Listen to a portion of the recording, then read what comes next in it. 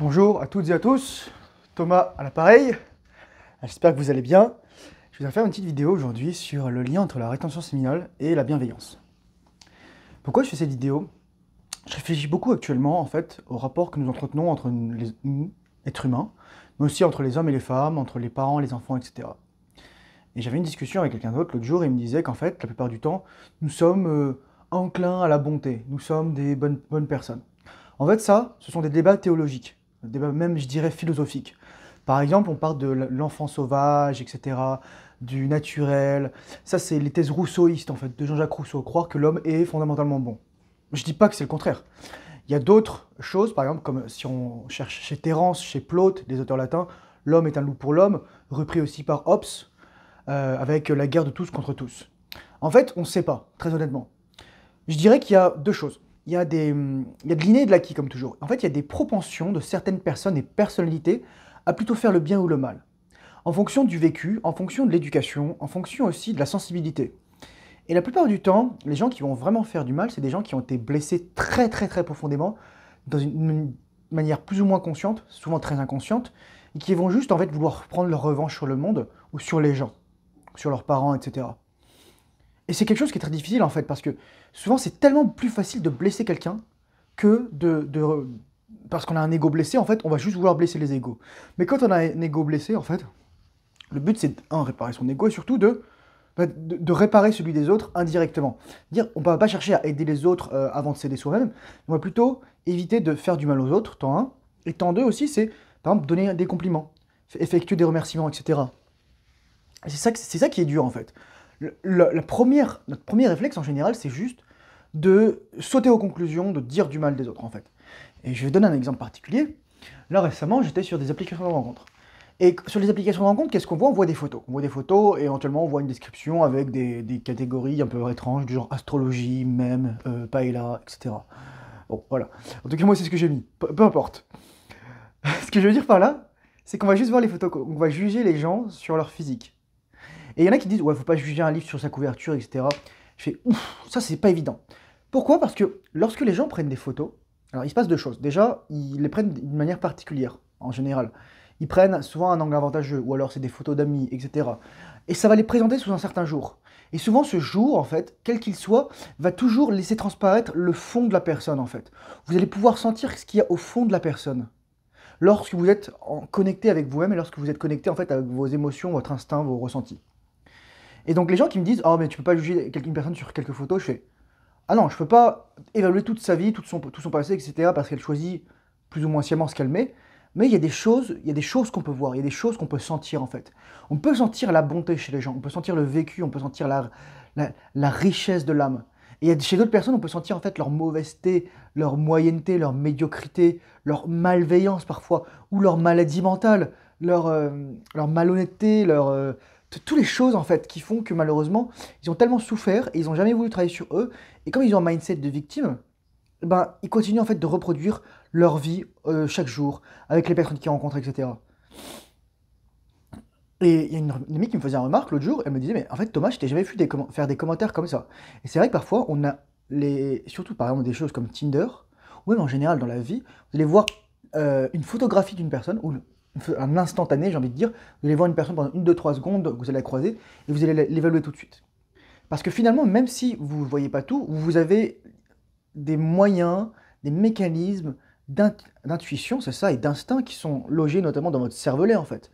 C'est pour ça qu'on dit souvent, lorsque vous rentrez dans une entrevue pour un boulot, qu'est-ce qui va se passer? C'est que la personne sait littéralement déjà si elle vous aime ou si elle vous aime pas. Voilà. Et c'est la même chose pour les applications de rencontres, etc. Et c'est quoi le lien avec la rétention séminale? Vous allez me dire, bah, je vais vous le dire. Lorsque vous êtes en rétention séminale, déjà vous retenez votre vie. Vous ne matez plus des choses caca, vous faites plus du mal, vous n'êtes plus dans un état hédoniste exacerbé où il n'y a que du plaisir instantané. Vous n'êtes plus en train de traiter les gens comme des objets. Non, vous les traitez comme des êtres à part entière, des consciences, des alters égaux, des autres vous-même. Et c'est ça que les gens sentent inconsciemment. Et moi je disais souvent, j'avais parlé dans une autre vidéo de ça, c'est qu'il y a des gens, parfois, ils vont juste venir vers moi et ils vont juste tout me dire de leur vie. Moi, je comprends pas, en fait.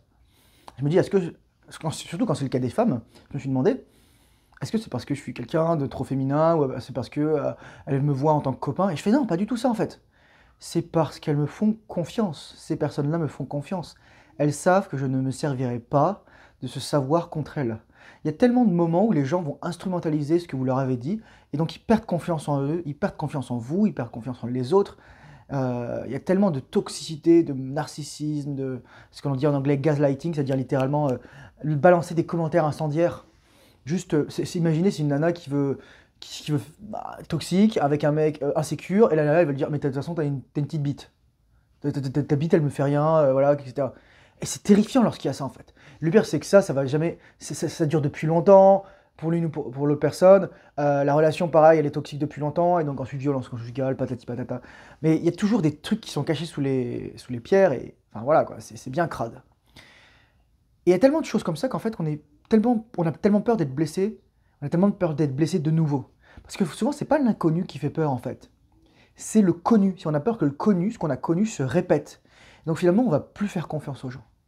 Et donc souvent, ce qui se passe lorsque ces femmes, surtout, mais aussi des hommes ou des gars, me font confiance, et ça permet d'avoir un autre niveau en fait. Le seul inconvénient, c'est que parfois ces personnes-là ne respectent pas forcément mon espace.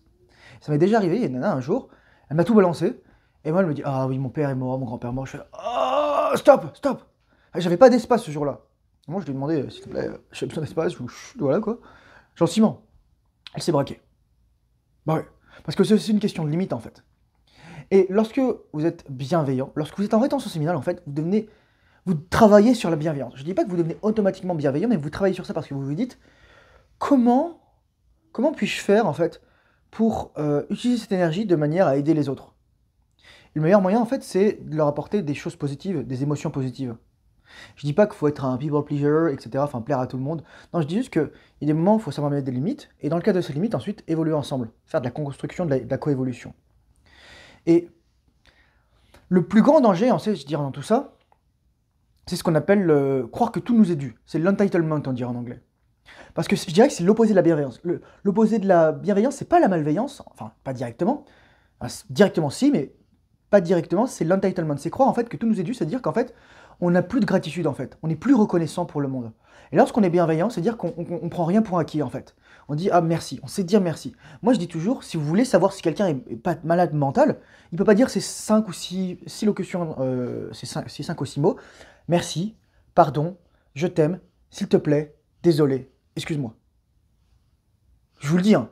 Demandez à quelqu'un de dire merci. Demandez, surtout, là je regarde beaucoup de vidéos et de chaînes, je vous les mettrai en lien d'ailleurs, c'est super intéressant, sur les relations hommes-femmes, de la part d'hommes et aussi de femmes. Mais parfois, justement, il y a des gens qui savent plus dire merci, il y a des gens qui savent plus dire désolé, il y a des gens qui savent plus faire de compliments, il y a des gens qui savent plus s'excuser, il y a des gens qui savent plus faire preuve de gratitude, il y a des gens qui savent plus demander la permission, il y a des gens qui savent plus finalement dire leur amour en fait, parce qu'ils ont tellement peur d'être blessés de nouveau. Et c'est ça qui est terrifiant en fait. Et donc, c'est à vous, lorsque vous êtes en rétention séminale, de faire ce travail sur vous, de travailler face à vos démons, travailler sur votre ego pour élever le niveau. Élever le niveau, élever le débat, élever tout ce que vous voulez, élever les autres personnes en fait. C'est votre tâche. Je dis souvent, c'est... Parfois, il y a des cercles vicieux en fait qui se mettent en place dans notre vie, dans les sociétés, etc. Et c'est aux hommes de casser ces cycles. C'est aux hommes de faire le premier pas pour casser ces cycles. Après, ça peut être un travail de co-création, un travail de coopération avec les femmes, avec d'autres hommes, etc. Mais c'est toujours à un homme masculin de dire stop. C'est à vous en tant qu'homme, mais aussi pour certaines femmes, en tant que femmes, de casser les cycles de réincarnation, je dirais. Et qu'est-ce que je veux dire par là? C'est l'héritage générationnel, l'héritage karmique de la part de vos parents, pour les hommes de leur père, pour les femmes de leur mère, etc. En fait, casser ce qui a fait que, par exemple, vos parents ont divorcé, ou votre mère était alcoolique, ou etc. Tous les trucs mauvais. Et faire preuve de bienveillance, en fait, c'est un combat de tous les jours. Parce qu'il y a tellement de choses nocives, de toxicité dans notre société. Il suffit de regarder les informations. Il suffit de regarder la façon dont on polarise, mais d'une manière toxique, en fait. Qu'on antagonise, qu'on crée des clivages. Parce que la vraie polarisation qu'on veut, c'est une polarité où, comme au yin et au yang, c'est en fait quelque chose qui se mélange tout le temps. Mais là, c'est une polarisation qui est en fait à l'extrême où vraiment on va juste monter les gens les uns contre les autres. Et c'est pas ça qu'on veut. Donc lorsque vous faites des preuves de bienveillance, d'ailleurs, d'abord, vous faites preuve de bienveillance envers vous-même. Dire que vous arrêtez de mettre dans votre tête des choses toxiques. Souvent on dit la diète c'est juste ce qu'on met dans notre bouche, mais en fait la diète c'est aussi ce que vous mettez dans votre tête, c'est les images que vous regardez, les contenus que vous consommez, etc. C'est pour ça que moi aussi je fais un effort lorsque je crée ces contenus, de créer des choses fondamentalement positives. Parfois c'est pas toujours évident, parfois je sais que j'ai des choses qui ressortent, mais tout n'est pas bon à prendre chez moi, hein. Je vais être honnête avec vous. Enfin, j'espère. J'espère qu'il y a quand même des choses bonnes à prendre. Mais c'est ça en fait. Faites attention à ce que vous mettez dans votre bouche, dans votre tête. Faites attention à ce que vous mettez dans votre cœur, aux gens que vous faites rentrer dans votre vie. Faites attention aux mots que vous dites. Ayez conscience en fait de la portée de vos mots, de la puissance de ce que vous écrivez, surtout en public et encore plus en privé lorsque les personnes sont intimes et vulnérables. Parce que parfois en fait, il y a des choses qui vont faire du mal aussi. Par exemple, il y a des silences, etc. Parfois il y a des choses aussi qui vont se passer, c'est que les gens en fait sont tellement blessés qu'ils vont surinterpréter vos mots en fait, ou ce que vous n'allez pas dire, et qui vont juste vouloir en fait se saboter. Mais encore une fois, c'est pas à vous de sauver tout le monde, sauvez-vous vous-même. Ensuite, dès que vous avez de l'espace, dès que vous pouvez aider les autres, d'autres personnes, aidez-les. Parce que vous êtes en rétention séminale, vous êtes en fait, vous êtes un phare dans la nuit, les gars. Vous êtes un centre énergétique tellement puissant que c'est ça. Les gens en fait, ils savent pas. Vous êtes un ovni. Et vous allez attirer les hommes bien, vous allez attirer les hommes qui veulent s'améliorer. Vous allez aussi attirer les femmes, vous allez repolariser sainement les femmes vers leur pôle féminin. Et croyez-moi, lorsque vous voyez ça autour de vous, lorsque vous voyez le changement de comportement des femmes qui sont obligées de masculines tout à coup deviennent féminines autour de vous, lorsque vous voyez ensuite l'attention des femmes qui se tournent vers vous, sans bien sûr que ça vous monte à la tête, là vous vous dites « Ah, j'ai pas fait ça pour rien ». Sur ce, je vous souhaite très bonne rétention séminale. Courage, force, honneur, bonne année, meilleurs vœux de réussite, de succès, d'amour, de bonheur et de santé. Tout le meilleur du monde. Courage, force, honneur, bonne soirée, bonne journée. Allez, ciao.